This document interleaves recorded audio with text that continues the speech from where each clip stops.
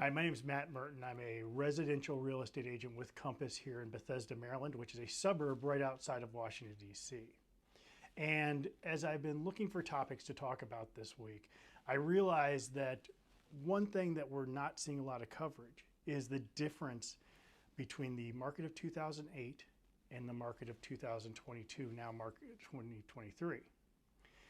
If you are older than 15, you lived through the Great Recession.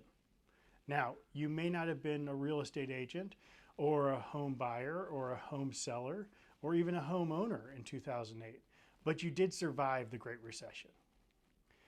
I happen to have been practicing real estate since 2005, so I rode the Great Recession through as a real estate agent and a homeowner and an investment homeowner. So I can tell you firsthand of how it felt and what it was like in 2008 and what feels similar this time around versus what feels completely different. Okay, so let's talk about 2008. Why did 2008 happen?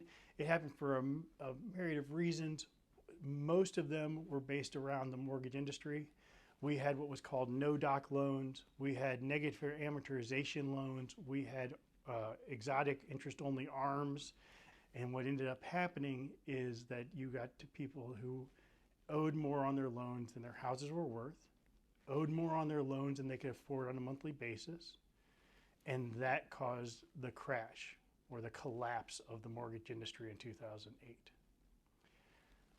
Leading up to this, so this was August of 2008, leading up to it, we saw in the regular residential real estate market, we saw things starting to slow. They'd been slowing since 2006. We saw things like seller subsidies coming into play where a seller is willing to pay a buyer to go to closing, pay for their closing costs or pay for some repairs. We saw home sale contingencies, which in over 18 years of doing this, I've only seen a home sale contingency twice. And then the bubble popped. And in August 2008, the lending market collapsed and the Great Recession began.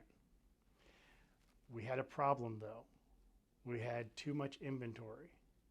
We had short sales, which were coming on the market because of these exotic mortgages and people owing more than their houses were worth. We had foreclosures of people who didn't go through the short sale process and their homes were just foreclosed upon. If you don't know what a short sale is when I owe you $100, but my house is only worth $80. So I come to you, the bank, and say, hey, I'm going to sell my house for $80. Will you please forgive me the debt that I still owe you? And 9 times out of 10, maybe 7 times out of 10, the banks would say yes. But the problem is it would take the bank 6 months to 8 months to approve these deals. And buyers were just sort of hanging out in limbo, waiting to see if the bank wanted to negotiate or if the bank was going to accept their offer 6 months after they had made it. Okay, so we have short sales. We have foreclosures, we have seller subsidies, we have home sale contingencies. We have a slowing market that's retracting that we're feeling buyers taking a longer period of time to make their decision. And they have more decisions to make because there is, in 2008, there's a ton of inventory, ton. Okay, so when the market collapsed, we had more inventory than we had demand. And that's what was one of the major driving forces of this Great Recession. And then what happened with the actual home prices that went down after 2008. So how did we get out of the muck in 2008? We had a federal government which stepped in. They funded the banks. The banks were able to start clean their act up and start lending money the right way. And we slowly worked through the mud of all the short sales and the foreclosures and then came out of it, 2010 or so. 2008 was a thunderous crash that sunk the global economy.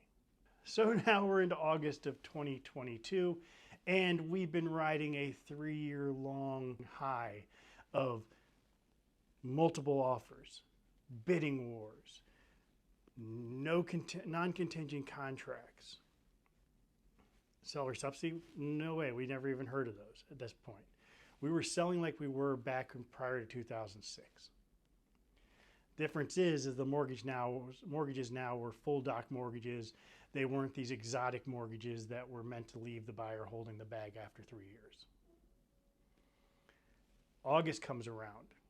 We have buyer fatigue that has set in. The buyer fatigue came from all of these bidding wars and multiple offer situations that most buyers were seeing and writing offers on 4 to 10 houses in order to get just one.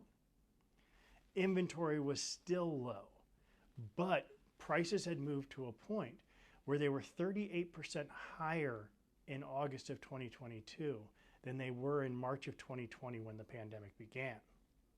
That's some crazy inflation on home prices, 38%, almost 50% higher in 3 years. Let that sink in. Okay, so buyers are now, they want to buy.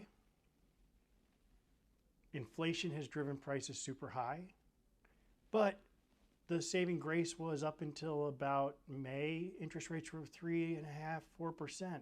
So it was cheap to borrow money. So your monthly costs were low, even though your purchase price was high.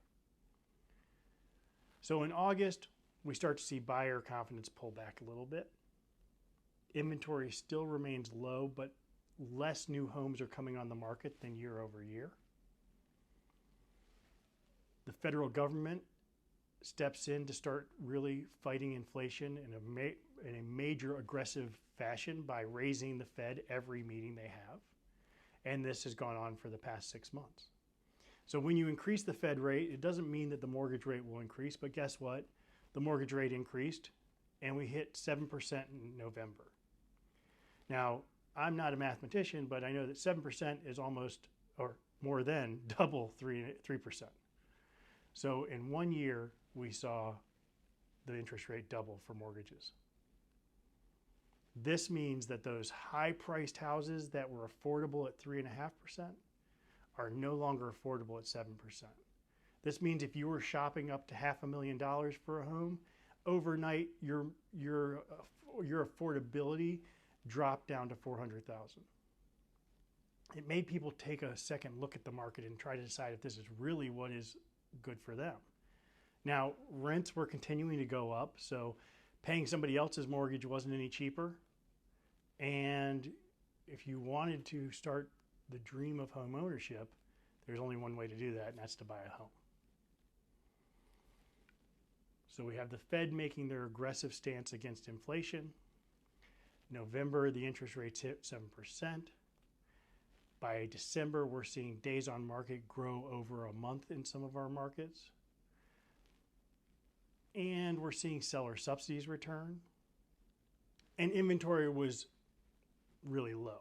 So unlike 2008, where we had all of these financial issues and a ton of inventory and a ton of distressed homes to get sold that were clouding the whole environment, in 2022, we had nothing to sell. We had high interest rates. Our buyer confidence was getting a little bit stronger as it was getting through the year once they had a little bit of a break from all the bidding wars. And buyers started to see that now they could get what they had wanted 6 months prior. They can get their contingencies back. They can get a seller subsidy to buy down the rate or to pay for repairs. And they could have a deal that was more on their terms. Here's an interesting caveat in the DC market. Yes, inventory was low. Demand was lower as well. Yes, days on market in our neighborhoods went from 35 to 70 days, but we still had these houses that would sell in a week. And you'd list it on Thursday and it'd be closed, or it would be sold by Monday.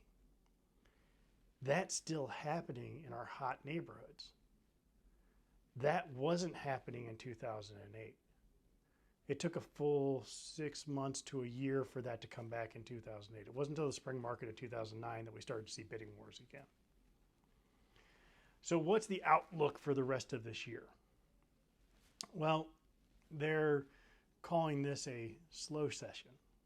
So not a full recession, but a slow session, which hopefully will land smoothly and comfortably. For home buyers, what's out there for you right now? There is inventory on the market. You do have a good selection of homes that are out there for you to take a look at. Interest rates that were at 7 in November have now come down to 6, and a few lenders even have them close to 5% with different programs that they're doing. You can now get a great deal on a house that was 38% over where it would have been in 2020. In 2023, you can get a better deal than you could have in 2022. You can get your home inspections. You can get your financing contingencies. You can get your appraisal contingencies. Heck, you can get seller subsidies if you want. The last deal we did in Bethesda, we had $20,000 in seller subsidies to help them go to closing. 2023, we're going to see a recession. But in 2023, we're also going to see a lot of opportunity for buyers. Now, here's the question. When do you want to buy? When the market's at its lowest. When is that? If you have a crystal ball which can tell you when it's in the lowest, don't just leave a comment below. Shoot me an email because I want to know when we're at the bottom. We'll keep tracking it though, and we'll keep talking about what's happening. And thanks a lot for taking a few minutes to listen to me talk about what the difference between 2008 and 2023 are. Have a great one. See you next time.